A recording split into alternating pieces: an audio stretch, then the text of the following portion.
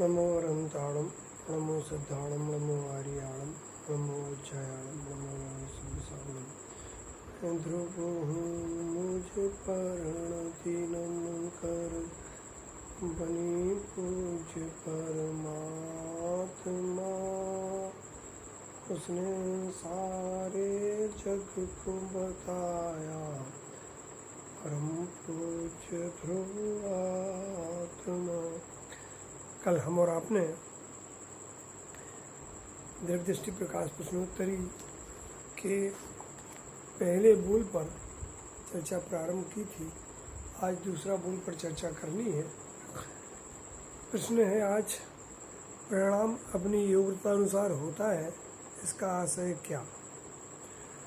उत्तर है, इसमें किसी को ऐसा लगे कि क्या परिणाम जड़ में होता है अथवा निश्चयाभास जैसा लगे, लेकिन ऐसा कहने में अर्थात परिणाम योग्यता अनुसार होता है, ऐसा कहने में तो अपरिणामी का जोर बताना है और पर्याय की स्वतंत्रता भी बताना है।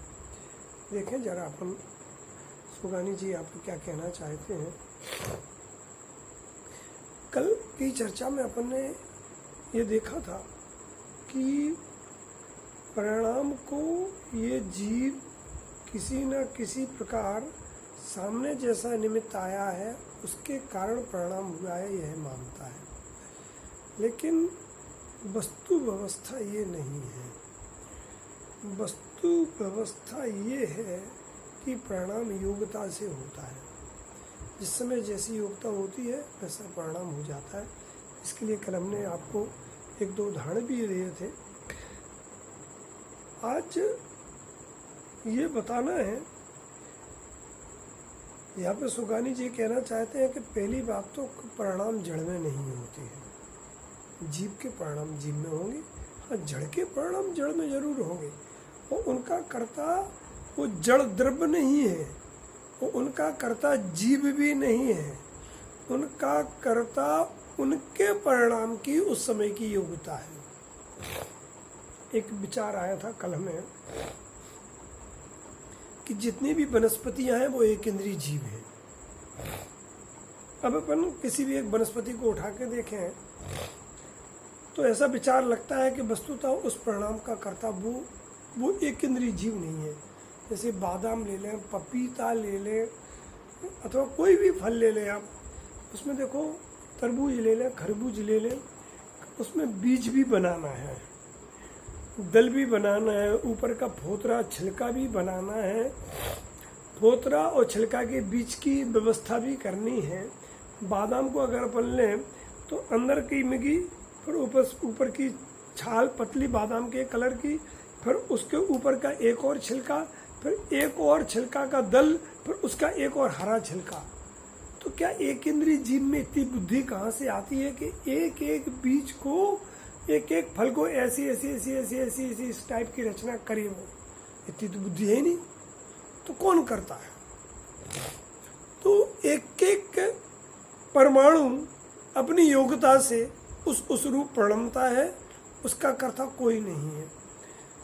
पानी के कारण प्रणमता हो ऐसा भी नहीं है, पूरे वृक्ष के कारण प्रणमता हो ऐसा भी नहीं है, क्योंकि एक परमाणु को बगल में रहने वाले दूसरे परमाणु के मदद सहायता की भी आवश्यकता नहीं होती है, उनसे निरपेक्ष रह के प्रणमता है। तो जब जड़ पुद्गल में इतनी स्वतंत्रता हो सकती है क्योंकि उनकी योग्यता से होता है, तो चेतन में क्यों नहीं होगी? तो चेतन में क्या होता है? देखो भैया, यहाँ पे पहले तो ये देखना है कि परिणाम जड़ में नहीं होता है, चेतन का परिणाम चेतन में होता है। दूसरा निश्चयाभास, अर्थात कि परिणाम योग्यता अनुसार होता है तो निश्चयाभास हो गया, ऐसा नहीं है। क्योंकि जब परद्रव्य करता नहीं है तो परिणाम स्वाद्रव्य ने किए हैं, इस बात की सिद्धि की जाती है। और वहाँ पर स्वाद्रव्य ने किए हैं ये निश्चय नहीं बताना है, वहाँ पर ये बताना है कि परद्रव्य ने नहीं किए हैं। और स्वाद्रव्य भी तो करता है, तो क्या परिणाम योग्यता अनुसार होता है? अपनी षटकारक के परिणाम से होता है, अपने कर्मबंध में होता है।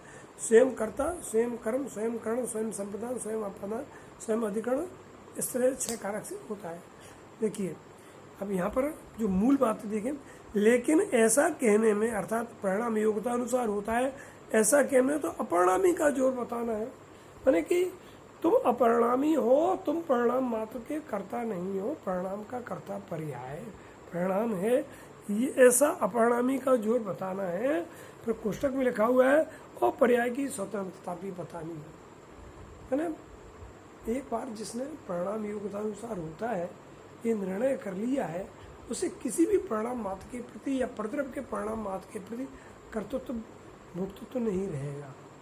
और जैन शासन में आध्यात्म दृष्टि से कर्तापना जितना बड़ा अपराध है उतना बड़ा अपराध कोई नहीं है। मैंने शब्द व्यसन आदि से भी बड़ा पाप टोडरमल जी ने मिथ्यात्व को कहा है 7वें अध्याय में, तो उस बात को ध्यान में यहाँ पर रखना है अपन को। आज लोगों को 7 व्यसन ही बड़े पाप दिखते हैं, लेकिन ज्ञानी मिथ्यात्व को सबसे बड़ा पाप गिनते हैं। इसलिए परिणाम युक्तानुसार होता है ऐसा कह के अपरिणामी का जोर बताना है, अर्थात तुम परिणाम के कर्ता नहीं हो, अधिक से अधिक ज्ञाता हो सकते हो।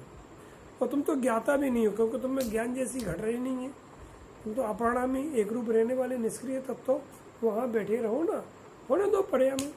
जब जो ज्ञायक में बैठता है उसके परिणाम शुद्ध ही होते हैं। जो परिणाम में बैठता है अर्थात परिणाम का कर्ता बनता है, अपने को परिणाम जितना मानता है वो बोधमती भी होता है और उसके परिणाम अशुद्ध भी होते हैं। समझे ना। इतनी चर्चा आज की, अगले प्रश्न की चर्चा कल करेंगे। जा वाणी के ज्ञान थे सूझे लोकालो, सो वाणी मस्तक लो सुधा देते लो, बोलो जय वाणी मात की जय।